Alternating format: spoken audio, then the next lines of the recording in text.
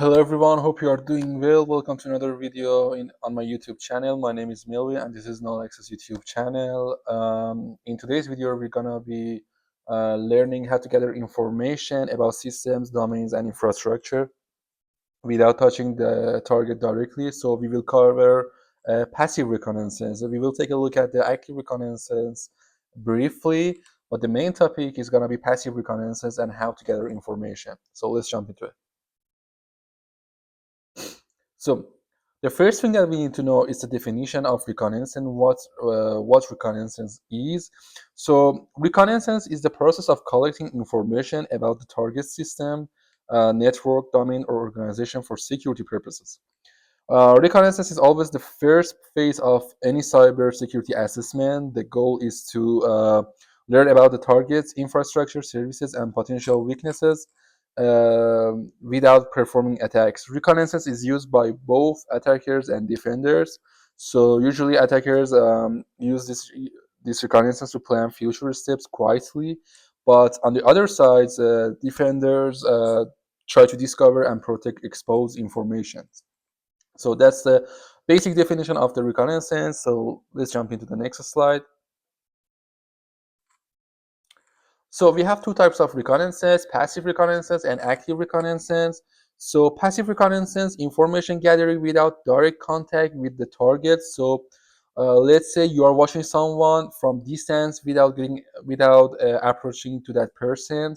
So you're supervising and you have the person under control from distance. So your target has no idea that you are watching him or watching her, and you're getting information about him.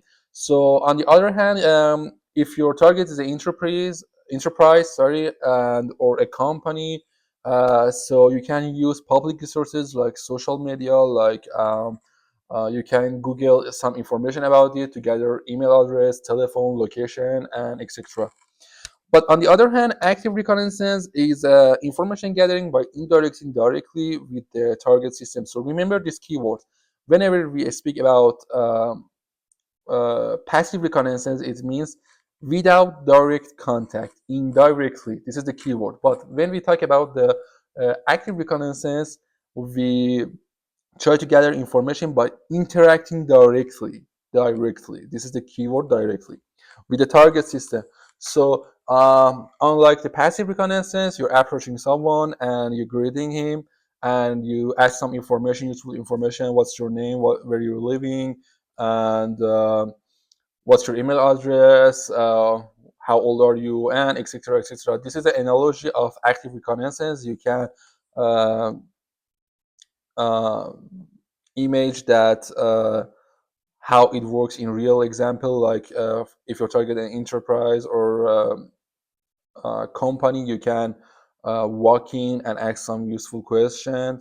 So, or you can impersonate yourself, like I'm the manager, I'm I'm the someone who worked this company. I need your password, I need your something, and etc. etc. So these two concepts are completely opposite, because passive reconnaissance is about indirectly and active reconnaissance is about directly. So passive reconnaissance is stealthy and low risk because it relies on public data, while active reconnaissance can trigger alarms because it touches the target infrastructure. For example, passive, we can use tools such as WHOIS, Shodan, or DNS records. But for active, we need to do some like port scanning, ping sweeps, or banner grabbing using some protocol like Telnet, which is work on port 23.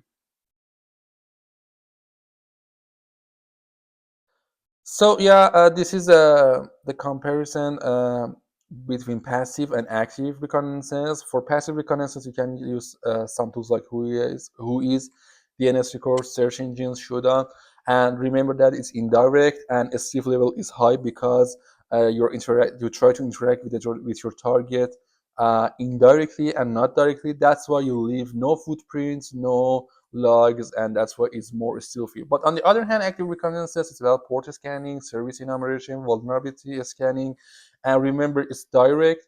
And because you are interacting with your target directly, so it can be somehow noisy. That's why the stealth level is low. but you get some more precise data. Is your data that you're trying to gather is more accurate than passive reconnaissance, because there is this possibility that there are some information on the website that has been outdated or obsolete, which is more outdated, and they've forgotten to update the information on their website or somehow on social media that you try to gather information about your target. The next slide. Why passive reconnaissance is powerful? So, as I just explained to you, one of the main reasons the stealth level is so high. So, another reason passive reconnaissance is effective because the attacker never sends packet to the target. So, you leave no footprint, or you leave no logs because you never send a packet to your target, making detection extremely difficult. Information is gathered from public resources like social media, or you can Google your target. If it's famous, like let's say it's just for educational purpose, never do that. Don't do that. Like Apple, which is a famous company, and you can search it on Google Apple, and you can get some useful information like client support, email, location, California, when this company was established, and etc. Passive reconnaissance allows the observer to understand the target without leaving footprints, as I just explained. So it's legal. It's in most cases legal, and it reveals domain registration, DNS, and server location, and it also helps plan attacks or improve defenses. So it's because the both side attacker and defender can use the reconnaissance to improve, or on defender perspective to improve or patch the glitches, but for defender perspective they try to plan their future attacks. And one of the main useful tools that you can use for passive reconnaissance is WHOIS tools. So WHOIS is a protocol and service used to retrieve domain registration information. You can gather some information or useful information about the server. And for example, if your target is a website, you can see where your target buy the domain from or register the domain. Um, WHOIS queries reveal who owns the domain, register information, registration and expiration date or update date, and the name server, DNS server, authoritative servers, and even with privacy protection, some information leaks remain. Let's see how it works for WHOIS. Let me go back to my virtual machine, which is called Linux. So open up your terminal. Let me make it bigger. So the first thing that you need to do for this command, you enter WHOIS. And if you're not familiar with it, I recommend you to take a look at the help, which is show you some instruction and useful arguments and options that it can enhance your information gathering. But just for now, to make it short, I just use WHOIS one web.com. So if you're curious why I use oneweb.com, oneweb.com is a website that is meant to practice your skills, your cybersecurity skills on it. And the main methods of cybersecurity that this website is focused is SQL injection and cross-site scripting. So this site is completely legal, and you can practice your knowledge, you can practice your skill over there to improve your skills and to see where you're standing in penetrating situation. And so that's why illegal. You can try it, and let me show you how it works. Valweb.com. Yeah, as you can see, there are about 1, 2, 3, 4, 5 links, and this site has intentionally vulnerable web application. You can use application to understand how programming and etc. etc. So it's a very good website if you want to practice. I suggest and recommend you to practice on this website because it's legal and uh, there's nothing dangerous for you on this website. Okay, so let me click it. So as you can see, as soon as I tap the enter, I get some useful information. So the domain name that I'm using, WHOIS, so this is my target, is vulnweb.com. And the registrar, WHOIS server, is gandhi.net. And as you can see, there is a link here. I can open the link. And it takes me to the website that the vulnweb.com register its domain or buy its domain.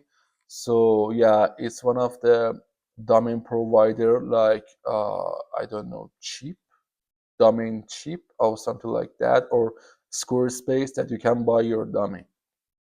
So the updated date, the latest update that they did for this website is 2025, etc., etc. Creation date 2010, and the registry expiry date is 2027. So by gathering this information, you can impersonate yourself as a Gandhi.net, and you can say, "Hey, Valnev, you register your domain with us, but there's something wrong. There's with your domain. Please click on that link, and you can already." Um, put some malicious code, some how to say, you can put some malicious code or use some uh, coding skill like putting a script hash a script tags in your HTML code and using beef and as soon as your target opens that link you can connect to that computer and do some useful thing, yeah, like take a screenshot of your targets or create a fake dialog to for your user, for your target, and as soon as it clicks on it, they can for example use their password or use their username, and you can save their password and the username and etc. So but this is the first step that you need to do because you already know that they use gandhi.net to register their server or their domain, sorry, and you can impersonate yourself as gandhi.net. So more useful things, it's an email, phone, which is the code for friends, and the name server, which is the important part for us. There are three name server or authoritative NS server, name server. As you can see, there are three name server which help us to get the IP address of the website. And yeah, these are quite similar to the previous information that we got. As you can see, some information like registering city, which is the one that are redacted for privacy. They use some options when they try to register their domain. There are some options, but they charge you more than the normal price. For example, if you want to buy a domain for $12, they try to enable some options for in order to keep your data secure and private, like a street, city, organization, or your name, etc. But they charge you more if you want to enable them. For example, you need to pay $20. And yeah, the majority part for admin and registering are redacted for privacy. It's not visible to us. But for now, we gather enough information that they buy their domain from gandhi.net, and we know what those name server are, and that's enough for us for now. So this is how you can use WHOIS tool. It's very useful. I suggest you, and it's worth spending some time to learn how it works. So one of the main tools is WHOIS. Let me clear my screen, go back to my slides. Okay, let's go to the next slide. Yeah, we see WHOIS what can be learned, infrastructure edge, related domains, privacy leaks, and hosting provides patterns.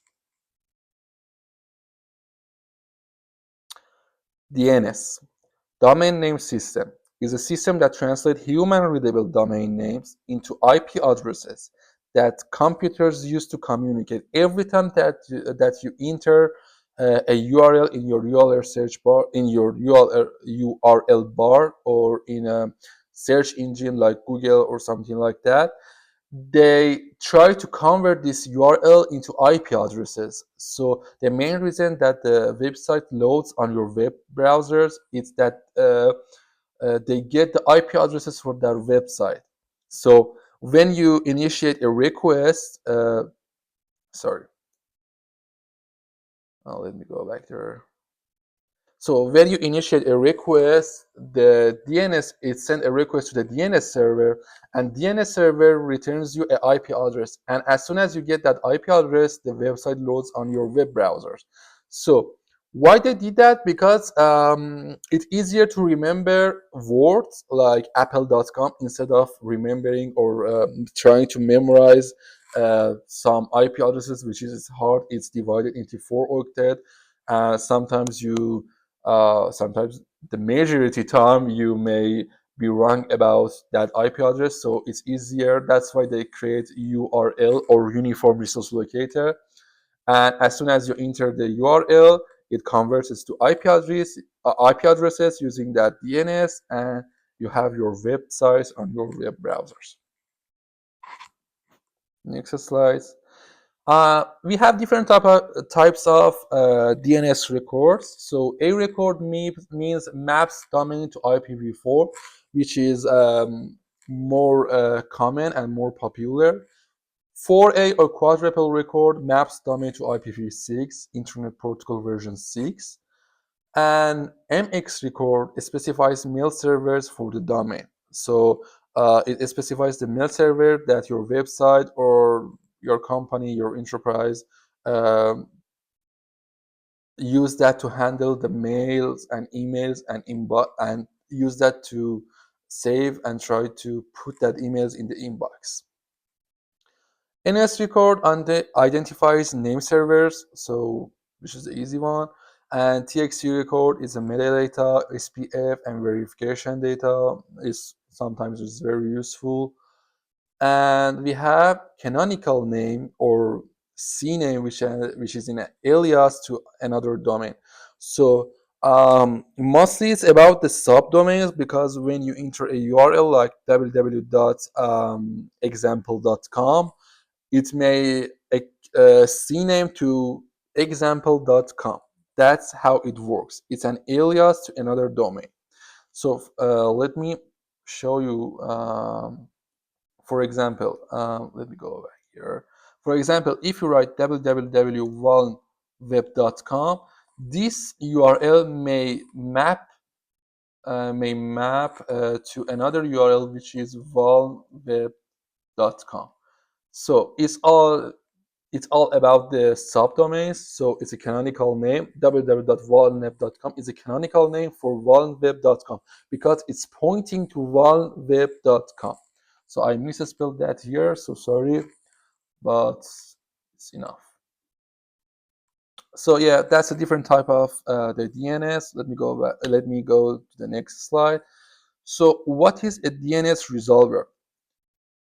A DNS resolver is a server that handles DNS queries on behalf of a client. When your computer wants to visit a website, it asks the resolver for the IP addresses. The resolver checks its cache first. If the IP is unknown, it queries root to TLD and to authoritative server, and then returns the IP to the client. So you can think as of a middleman for the resolver. So you initiate a request, and it's sent to the resolver, and the resolver asks the name server to get the IP addresses. It's exactly something like the man-in-the-middle attack, but the resolver is between your request and the name server. And the default name server, if you want to use some tools for like nslookup, it's your ISP, Internet Service Provider.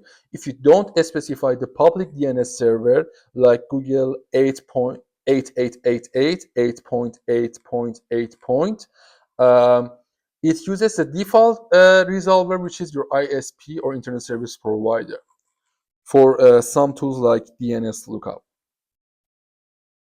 nslookup, yeah, or DNS lookup, yeah. Let me go back. Let me go to the next slide. So yeah, this is just a diagram that how it works. DNS resolutions. I just explained it.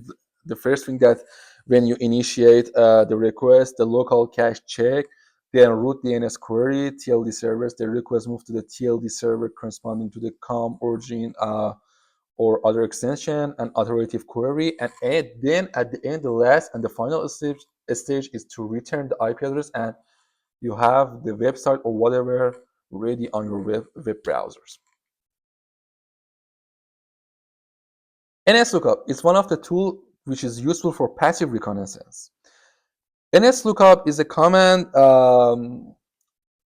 line tool for querying DNS servers. It allows us to find the IP of a domain.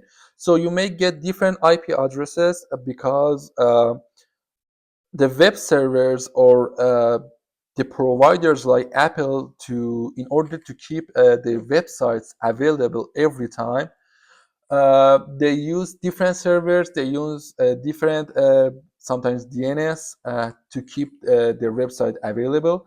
Because if server or DNS server like Google completely goes down, you cannot you can longer you can sorry you can't longer access to that website. So that's why they try to implement their website on different server with different IP addresses and even sometimes different DNS. And yeah, that's how the nslookup works. So let's see how it exactly works on real example. So let's go back to our virtual machine, Kali Linux. So the first thing that you need to do is to enter nslookup, which stands for name server lookup. And then you need to enter your target walweb.com.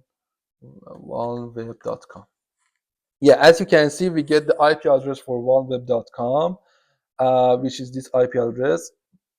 You may get different one if you're watching this video. If you're not, so it's perfect. Yeah, we get the IPv4, which is the A record of the DNS type records. We have different types of DNS records, but this is the A record. Okay. And if you want to get some specific DNS record like IPv6, so you need to use type argument or type option, which is nslookup type AAA walweb.com. walweb.com. So it says non-authoritative answer, can file walweb.com, no answer. Unfortunately, we didn't get any answer from walweb.com for IPv6. But let me try it with A. Yeah, as you can see, I specified type A, and I got the same result that I get the same result that I got before here. So they do not respond for the quadruple A or IPv6, but we got the answer for A. So let's check for the mail server, which is MX. Yeah, as you can see, we got the mail server or mail exchanger for the walweb.com. There are 1, 2, 3, 4, 5 different mail server that handles our emails for this website, and inboxes. So this is one of the most useful information that we can use it later on in order to implement our attack. So we already know that they use Google for their mail server. So let's use canonical name, CNAME. As you can see, for non-authoritative answer, we didn't get any answer. I will explain what non-authoritative and authoritative answer is. Let's think how to say, let me find a good, okay. Authoritative DNS response comes directly from the DNS server that owns the domain records. Okay, so it comes directly from DNS server. It guarantees the information is official and current. Okay, but on the other hand, non-authoritative DNS response comes from a resolver or cache. So if you have made this request before, the resolver try to cache this request for later on if you want to make the same request later.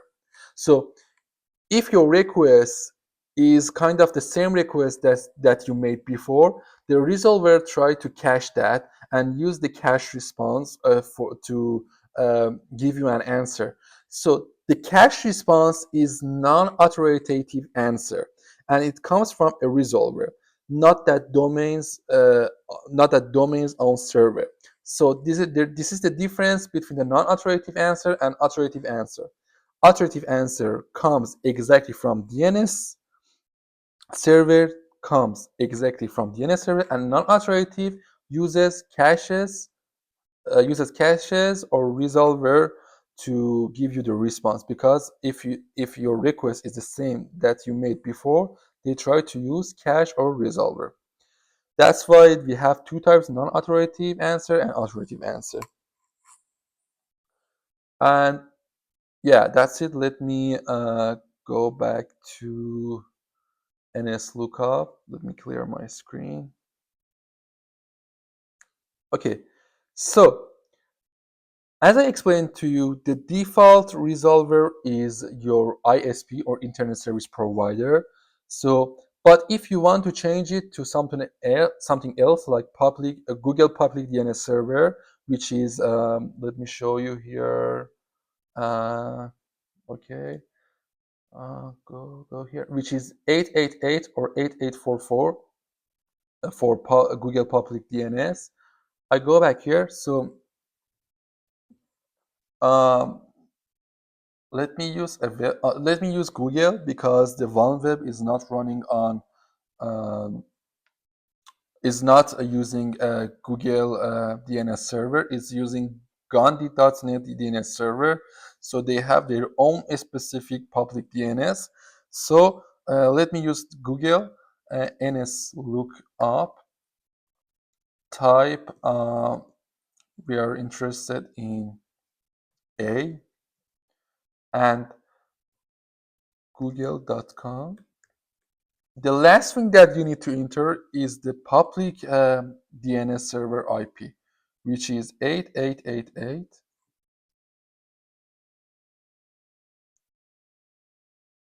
And as you can see, it asks the server 888 addresses to get the information about IPv4 or type A record. And as you can see, we have 1, 2, 3, 4, 5, 6 different type of IPv4. In order, the Google does that to keep the server and keep the service available all the time. So if one goes down, the other works and provides service to you. Sometimes, and most of the time, the large enterprise or the large company use load balancer to distribute the traffic between this server to provide the best service to you as much as is possible. So, and yeah, that's it for nslookup. You can try. It's worth spending some time to learn the whole things. And yeah, that's it for nslookup. And let me go back to our slides.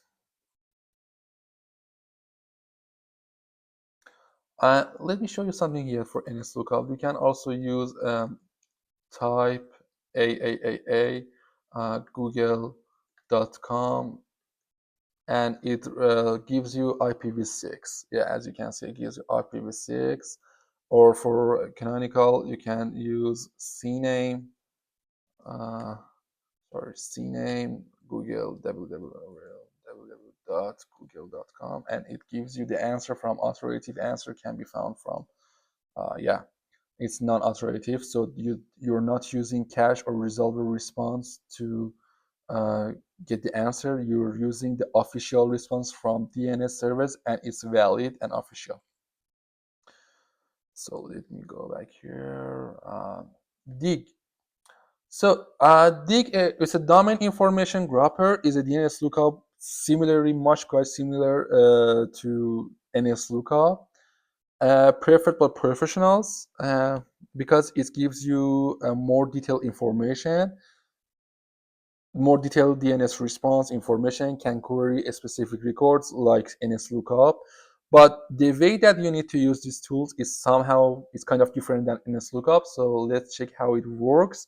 So in nslookup, you write nslookup as we saw, and then you use your type and the target, and at the end you use the public DNS server. But in Dig, in the places for the type and the public DNS server have changed in Dig. So we use Dig @8888 google.com, and we need to enter the DNS record that we want to get, A. And as you can see, we get exactly the same information and the same IP addresses, about 6, 1, 2, 3, 4, 5, 6, from google.com DNS server, which we specify here, uh, with more detailed information like query time, server, when we initiate or created or made whatever the request, the MSG size, question section is google.com, and etc. etc. So they are quite similar to each other. But the way you need to use is different. So D gives you more detailed information about the DNS server or DNS NS server or whatever type about any DNS record. And it gives you the 6 answer, 1 query, 0 authority, zero authority, and 1 additional. And it has some flags set, QR, RD, and RA. So let's go to the next slide. DNS as a reconnaissance tool. DNS can leak subdomains, which often host staging or dev environments. It reveals internal naming conventions that hint at the organization's tech stack, identifies cloud providers and load balancer setups used by the target. So let's see what it means. The DNS Dumbster tool, which is a free online passive DNS mapping tool, collects DNS data from a variety of public sources without touching the target. It discovers subdomains that might not be linked from the main websites. So as you saw here for the Waln web, for example, let me clear here. For Waln web, no, thank you.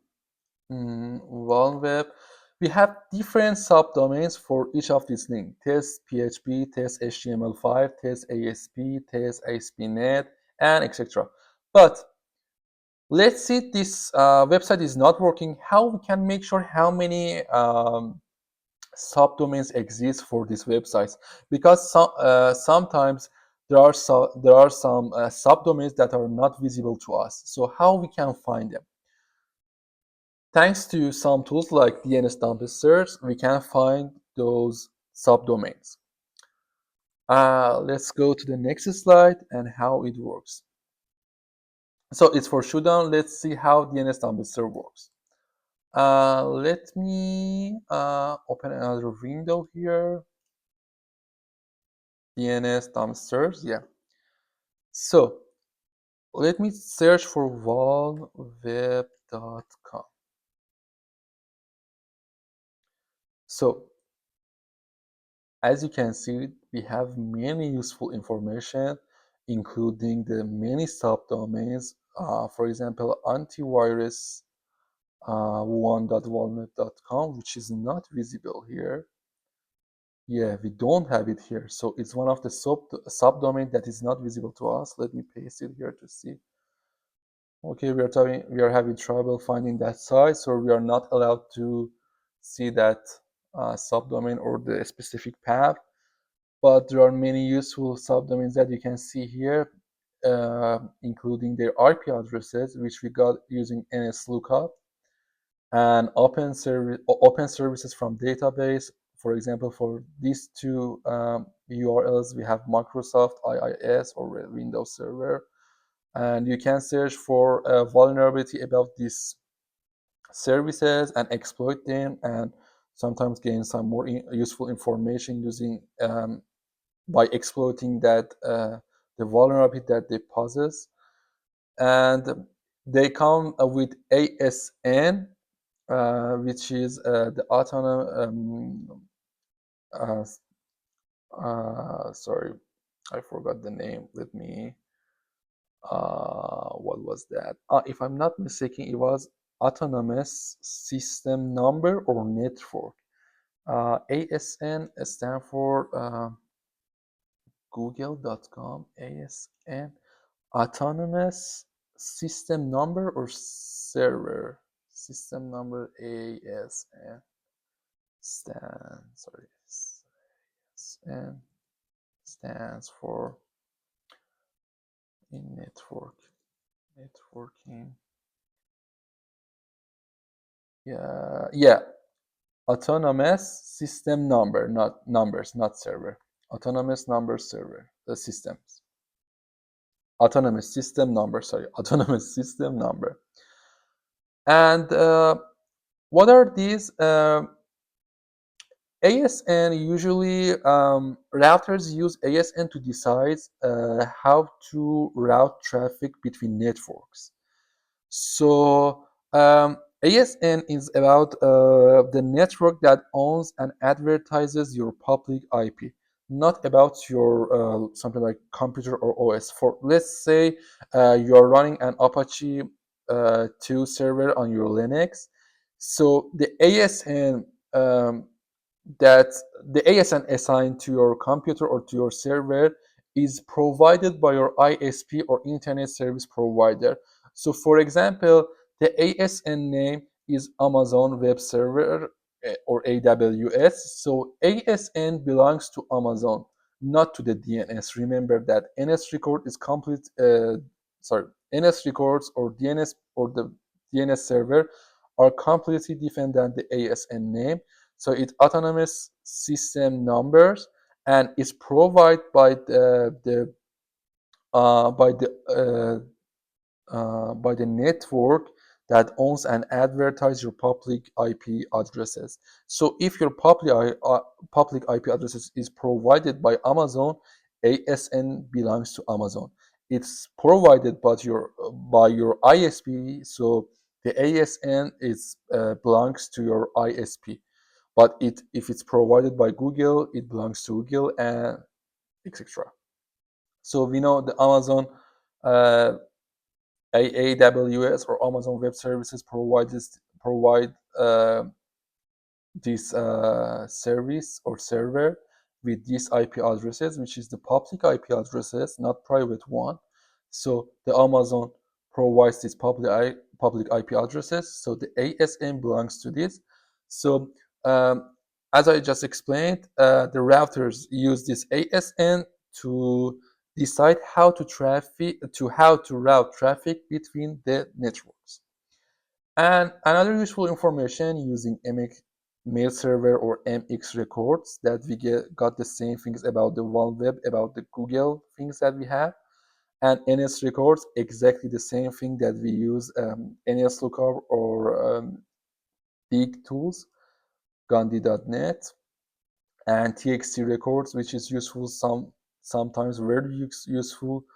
And you can see there's a graph here that it's worth explaining sometimes, that to see it's exactly the same data here but in graph way for MX and the IP addresses for the DNS or MX or A type which we have here. It's really a good online source that you can spend some time to gain more information about your target. So let's go back to our slides. So Another useful tool that we got here is Shudan. So Shudan, I don't know how to explain that. Shudan is a search engine for internet connected devices. So it tries to scan the entire internet to index servers, SSH service, and databases. So any devices that are exposed to the public network, you can find it on Shudan. It includes information on cameras and IoT devices because they are exposed to the public network and public internet, to the public web. And instead of searching for websites, Shudan search services and port banners. So let's say there's a camera somewhere and it's exposed to the public network, so you can uh, search it on Shudan and find it. So let's see how it works. Let's come back here and shudan.io. So yeah, this is the website. For example, I search for camera. So it lists all the camera that are visible to the public internet and network, and you can filter here how many of these camera are located in the US, Vietnam, Germany, United. You can filter that. How many of these camera are using port 80, 44, 44.3, 81, 8080, and the brand or the organization of that camera specifically, um, and the top product, sorry, the top products we see, for example, the Hikvision IP camera is the most vulnerable camera to being exploited, and you can use that many vulnerabilities that are living inside this camera and gain access to the camera live. You can also filter by operating system that the camera use. For example, let me open this. Yeah, you can see it lists everything about the camera. So the server is DNVRS webs, and the content type is HTML, TXT or text, and the version is 401 and build this number. You can search for this and exploit it using some code. So for example, if I search it here, google.com vulnerability, sorry, vulnerability for,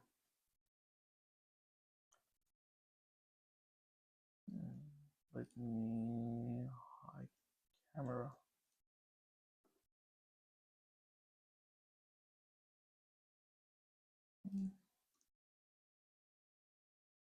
Yeah, it's list vulnerability critical command injection with this CVED common vulnerability, and it's a critical command injection, authentication bypass, uh, common vulnerability exploit, and privilege escalating, and you can use exploit DB to find more useful commands or codes to exploit this vulnerability and gain access to that camera. And also you can click on the camera and it takes you to the main page. Let me remember which one it was. Never mind, let me,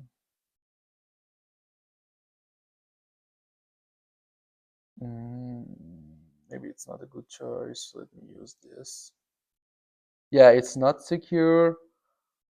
Mm, yeah, but it takes you to the main page of the camera. If you have the username and password, you can use some useful methods like burp suites to uh, try a list of username and passwords to find the password and username and gain access to it. And yeah, that's all about it for the Shudan. You can find any devices or um, any devices or anything useful that are exposed to the public network here. And let me go back here. So that's all for Shudan. Shudan is kind of for passive reconnaissance because you're not directly interacting with the target. So that's why it's kind of the passive reconnaissance, or exactly. And I forgot to say something. Using Shudan, you can also categorize the CVE or find the CVE, if I'm not mistaken. Let me click here. It should work. I don't remember exactly where it was located, but I remember that you could find something useful here by filtering that.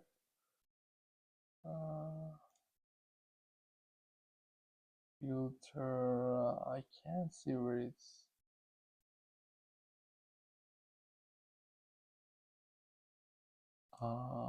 No, camera.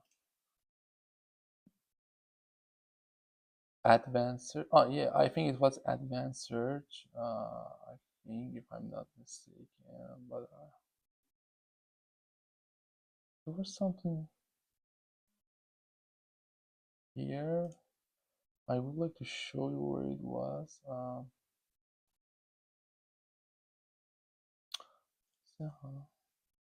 We need to log in. Let me use Google. Melvin. Okay, I think we should camera.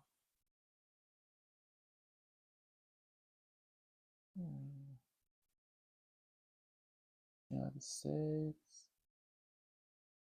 And for example, port 80.